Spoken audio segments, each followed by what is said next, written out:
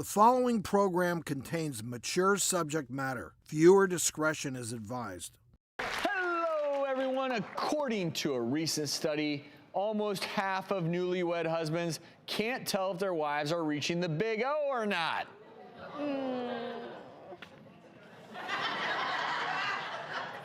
There were a few nefarious laughs out there from women in the audience.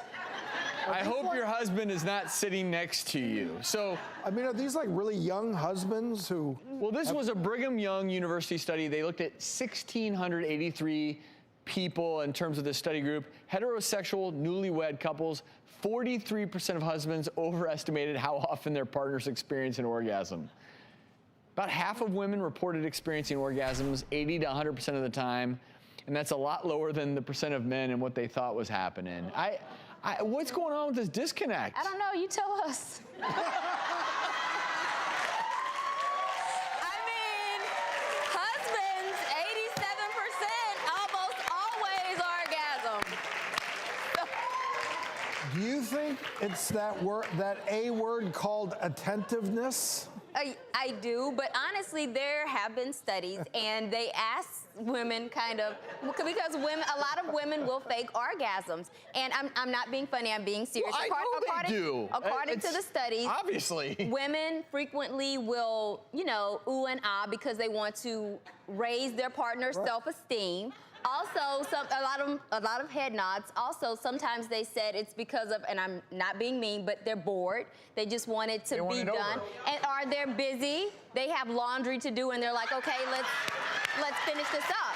But here's the issue. They are in their mind, like they're like, oh, I forgot to get peanut butter at the store. I have to go back tomorrow. That's what they're thinking. But here's the issue with that. Honestly, if guys think they're doing a great job, why would they change anything? So you do have to communicate. Yeah, I don't know that faking an orgasm is a good thing in a relationship. It's not, but I think that, look. It happens, though. A lot. But if you... So I've heard from people I know. You read it in a book somewhere. I read it in a book somewhere. And my patients, and they tell me. So, I mean, we're laughing, but it is an important conversation. So I will ask you as guys, how can the female start the conversation? Like if she wants to talk to her partner about, you know, maybe doing a little better. First things first is honest communication. I mean, it's like, what do you like? Like, but I can tell you right now. What can I do for you? That's what guys should ask. That's what I'm saying. Yeah, that's what guys should ask. But apparently they're not because... Well, let me just, this study, Brigham Young, you know, these are Mormons, these are newlyweds, that they're young, and in the Mormon religion, typically you don't have sex before you're married, so they're... Oh, boy. No, I'm just saying that they don't know each other. They're newlyweds, so this study came out, they don't know each other well enough to know who's having the big O or not. Unlike Drew, it comes with time. Who grew up in the 60s, and he did a lot of experimenting. Let me say this, and this is not from a scientific perspective or a doctor's perspective, but purely from a male perspective.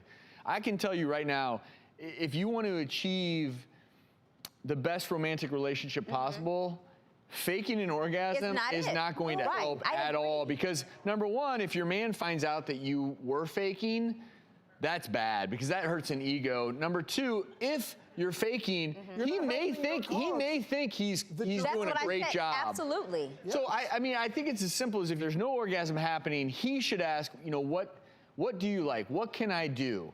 And I wish more men were focused on it. I don't know that all men are. I think a lot of men, it sounds like in the study, it's just, okay. They couldn't tell, did she actually climax or not? And that's, maybe she was close and they interpreted it a certain way.